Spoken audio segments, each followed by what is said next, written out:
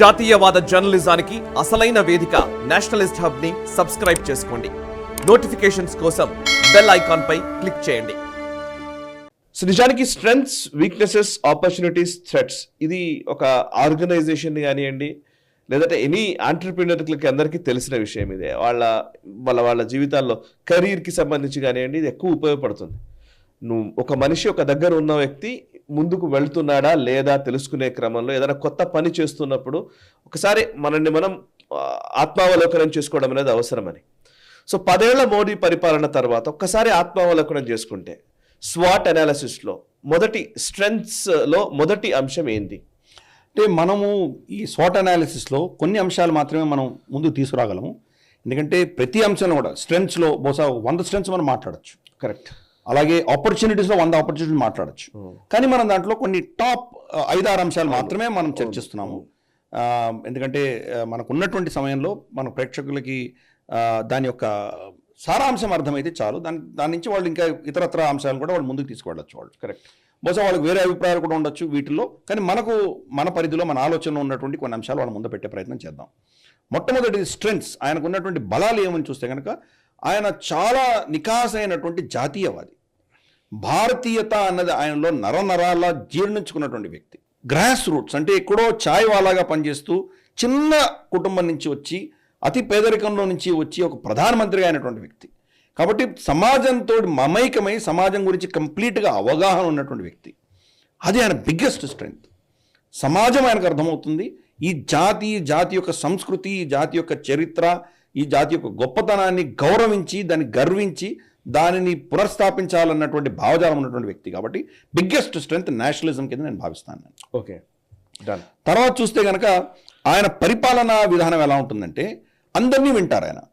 అల్టిమేట్గా నిర్ణయం తీసుకున్న తర్వాత మాత్రం దాన్ని ఒక కంప్లీట్ కార్పొరేట్ స్టైల్లో డిసిప్లిన్డ్గా దాన్ని ఎగ్జిక్యూట్ చేసేటువంటి పరిస్థితి మనం చూసాం.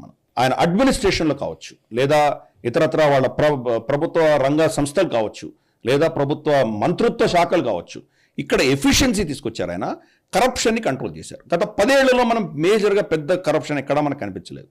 లక్షల కోట్లు ఖర్చు పెట్టి మనం రోడ్లు వేసాము, ఎన్నో ఇన్ఫ్రాస్ట్రక్చర్ చేశాం, కానీ ఎక్కడా ఇటువంటి మాట మనం వినలేదు. కొద్ది ఒక రఫాయల్కి సంబంధించి ఏవో ఆరోపణలు చేశారు, కానీ సుప్రీంకోర్టే వాళ్ళకి మొట్టికాయలు వేసి తప్పు అని చెప్పేసి వాళ్ళు చెప్పడం మనం చూసాం. కాబట్టి అది ఆయన సెకండ్ బిగ్గెస్ట్ సక్సెస్. ఆయన ఒక స్ట్రెంగ్త్. ఆయన బలం ఏంటి అంటే కనుక ఎఫిషియన్సీ, అడ్మినిస్ట్రేషన్ని పని చేయించగలిగినటువంటి శక్తి ఆయనలో ఉన్నది. ఇది ఆయన గొప్పతనం.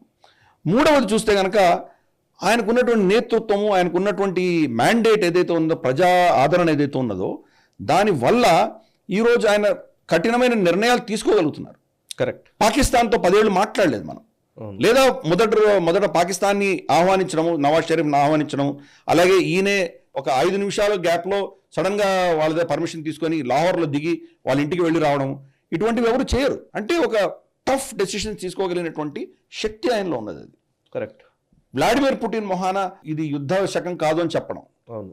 అలాగే షీ జిన్పింగ్ ఉద్దేశిస్తూ లదాఖ్లో మాట్లాడిన మాటలు, అంటే ఒక స్ట్రాంగ్ లీడర్షిప్ అనేది ఆయన ఎగ్జిబిట్ చేయగలిగారు. ఎందుకంటే ఆయనకు అంత మ్యాండేట్ ఉన్నది కాబట్టి, ప్రజా ఆదరణ ఉన్నది కాబట్టి, దానిని ఒక నియంతగా వాడకుండా ఒక బాధ్యత కలిగినటువంటి నేతగా వాడడం అన్నది ఒక గొప్ప విషయం కింద నేను భావిస్తాను. తర్వాత చూస్తే కనుక ఆయన తర్వాత ఉన్నటువంటి నేతృత్వం, అవును, నాయకత్వం ఏదైతే మనకు అమిత్ షా గారు కావచ్చు, లేదా మనకు నితిన్ గడ్కరీ గారు కావచ్చు, లేదా పీయూష్ గోయల్ కావచ్చు, నిర్మలా సీతారామన్ కావచ్చు, లేదా ఎస్ జయశంకర్, అలాగే మనకు స్టేట్స్ లో చూస్తే కనుక మనకు యోగి ఆదిత్యనాథ్ గారు కావచ్చు, హేమంత్ బిశ్వ శర్మ కావచ్చు, ఎంతో మందిని గ్రూమ్ చేస్తున్నారు. ఇప్పుడు 3 రాష్ట్రాల్లో కొత్తగా గెలిచినటువంటి 3 రాష్ట్రాల్లో కొత్త నేతృత్వం తీసుకొచ్చారు ఆయన. అవును. అలాగే మనకు చాలా తక్కువ వయసు ఉన్నటువంటి తేజస్వి సూర్య కావచ్చు, జామ్యాంగ్ కావచ్చు, అన్నామలై, ఎంతో మంది కొత్త నేతృత్వానికి ఆయన ఇప్పుడు నెక్స్ట్ సుష్మా స్వరాజ్ కుమార్తెని ఆవిడని ముందు తీసుకొచ్చే ప్రయత్నం చేస్తున్నారు. సో ఎంతో మందికి యువతకు ఒక పైప్ లైన్ తయారు చేశారు ఆయన. సో అందుకని మోదీ గారు వెళ్తే ఏంటి అన్న పరిస్థితి లేదు, వాజ్పేయి గారు వెళ్ళిపోతే ఏంటి అన్న ప్రశ్నలు అప్పుడు పుట్టాయి, కానీ మోదీ గారు వెళ్ళిపోతే ఏంటి అన్న భయం ఈరోజు దేశంలో లేదు. పైప్ లైన్ తయారు చేశారు ఆయన. అది ఆయన ఒక పెద్ద గొప్పతనం కింద నేను భావిస్తాను. నిజమైన నేత ఎటువంటి వాడంటే నేను లేకపోతే పని జరగదు అన్నట్టు, అది నేతృత్వమే కాదు. లీడర్ తన కింద లీడర్స్ని తయారు చేసేవాడే లీడర్ అవుతాడు. కరెక్ట్. అది ఆయన చేస్తున్నారు. కాబట్టి అది ఒక అద్భుతమైనటువంటి ఆయన స్ట్రెంగ్త్ కింద నేను భావిస్తున్నాను. ప్లస్ ఒక మషిన్ లాగా పనిచేస్తారు ఆయన. ఈ ఎన్నిక అయిపోగానే ఎన్నిక అయిపోయింది కదా నేను మళ్ళీ ఏదో ఇటలీకి వెళ్ళి కాస్త బ్యాంకాక్ వెళ్ళి రిలాక్స్ అవుతానన్నటువంటి పరిస్థితి లేదు. అదే రోజు సాయంత్రం మళ్ళీ మీటింగ్ పెట్టి నెక్స్ట్ ఎలక్షన్ గురించి మాట్లాడతారు ఆయన. ఒక మెషిన్ లాగా పనిచేస్తున్నారు. గెలిచినా ఓడిపోయినా కానీ ఆయన 24 గంటలు అహర్నిశలు పార్టీని కానీ వాళ్ళకు సంబంధించిన యంత్రాంగాన్ని అప్రమత్తంగా ఉంచి గెలిచే దిశగా ప్రయత్నం చేసేటప్పుడు ఒక మషిన్లా పనిచేస్తున్నారు ఆయన. 10 ఏళ్లలో ఒక్కరోజు కూడా ఆయన సెలవు తీసుకోలేదు. వెళ్ళినటువంటి 1-2 ప్లేసులు కూడా లక్షద్వీప్కి వెళ్ళారు ఆయన. ఎందుకు వెళ్ళారు? మాల్డీవ్స్కి వాళ్ళ స్థానం ఏంటో చూపించడానికి వెళ్ళారు. ఆయన రిలాక్సేషన్కి వెళ్ళలేదు. మాల్డీవ్స్ నుంచి టూరిజం లక్షద్వీప్కి వచ్చే దిశగా ఆయన ప్రయత్నం చేశారు. కాబట్టి ఎప్పుడూ ఒక్కరోజు కూడా లీవ్ తీసుకోలేదు ఆయన.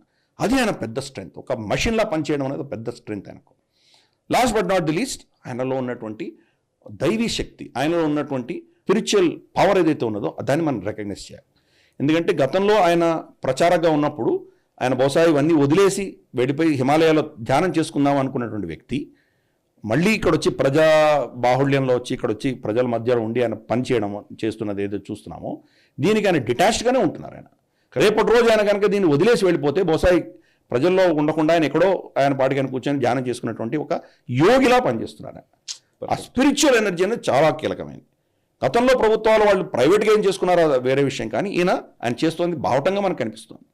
రామ్ జన్మభూమి ప్రాణ ప్రతిష్టప్పుడు కావచ్చు, లేదా ఎన్నికలప్పుడు కేదార్నాథ్లో వెళ్ళి ధ్యానం చేసుకోవడం కావచ్చు, ఎన్నో అంశాలు మనం చూసాం.